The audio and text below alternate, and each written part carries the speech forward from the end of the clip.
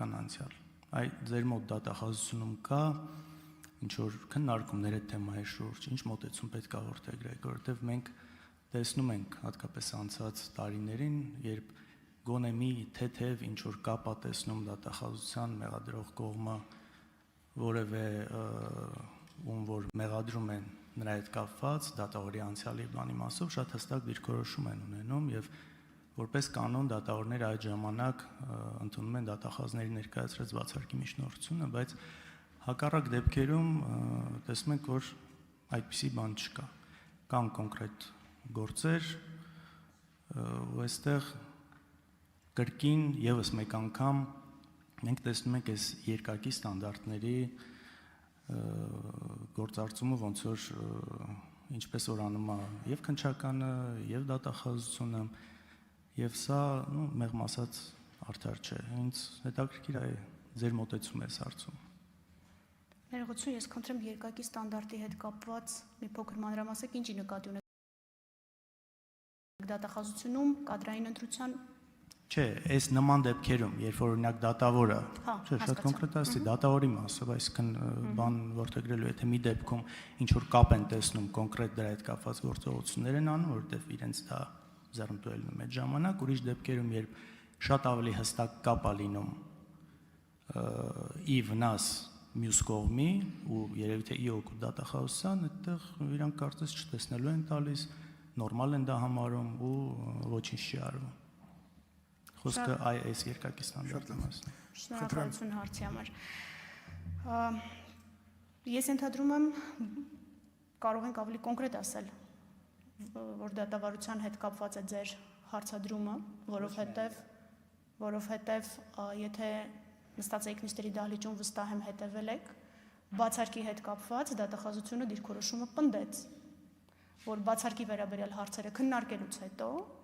նոր դատախազությունը հանդես կգա միջնորդությամբ։ Պաշտպանական կողմը պնդեց,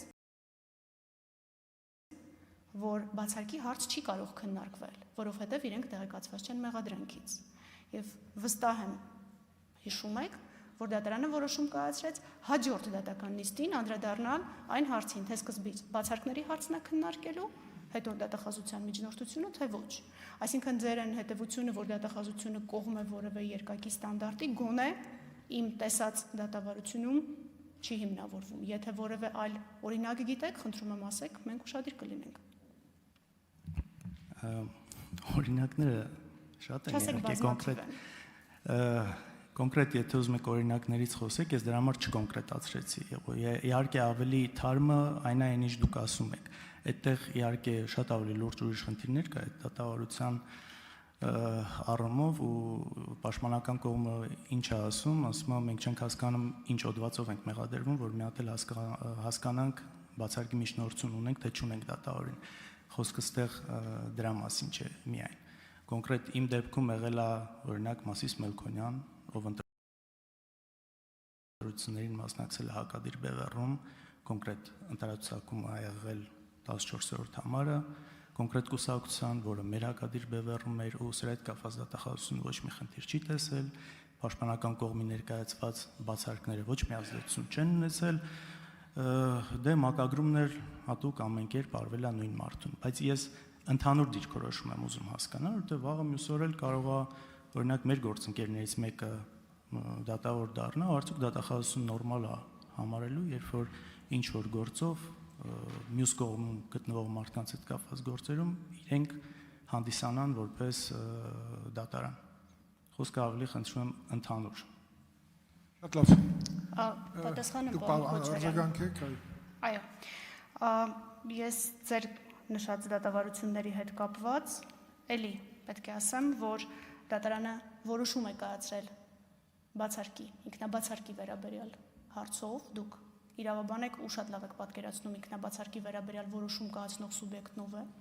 եւ շատ լավ եք պատկերացնում ինչ է նշանակում քրեական արդարադատություն, որը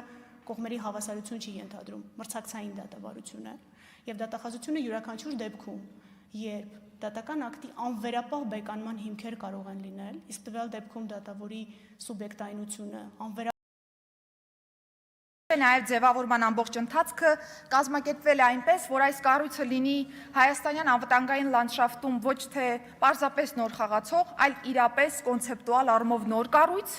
որը ունի անհրաժեշտ եւ բավարար լիազորությունները եւ նաեւ մանդատը ապահովելու համար ել ավելի բարձր որակի հանրային ծառայությունների մատուցում մեր հանրությանը եւ հետեւապես նաեւ ոստիկանության նկատմամբ իրականացնելու քաղաքացիական վերահսկողություն։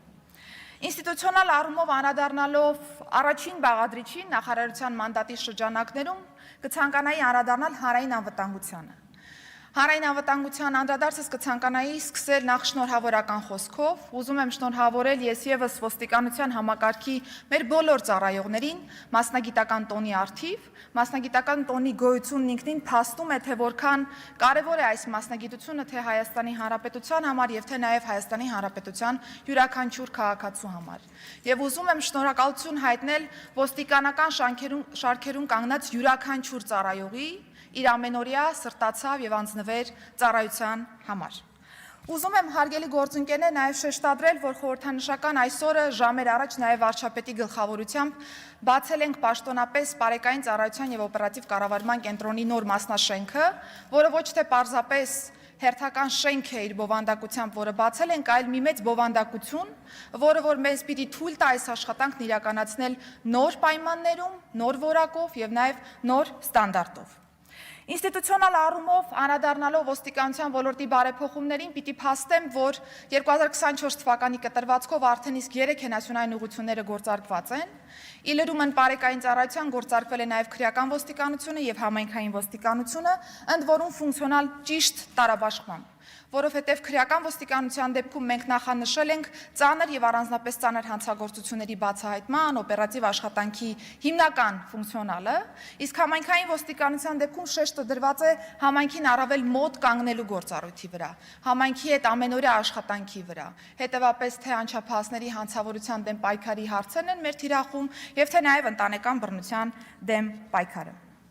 Հարգելի գործընկերներ, անդրադառնալով Պարեկային ծառայության աշխատանքին, ես պիտի փաստեմ, որ այն այլևս Հայաստանի Հանրապետությունում արտաքին ծառայության նոր եւ ժամանակակից մոդել է իրենից ներկայացնում եւ գոյության արդեն իսկ մի քանի տարիների ընթացքում ապացուցել է իր արդյունավետությունը եւ ունենք բավական տպավորիչ արդյունքներ, պիտի փաստեմ, որ թե միջազգային հարցումները, թե վիճակագրական ցուցիչների արդյունքները թույլ են տալիս մեզ նշելու, որ Հայաստանի Հանրապետությունում համեմատած նախորդ նույնիսկ տասնամյակների այսպիսի համայնքամետ ծառայություն երբեք չի գործել Հայաստանի Հանրապետությունում։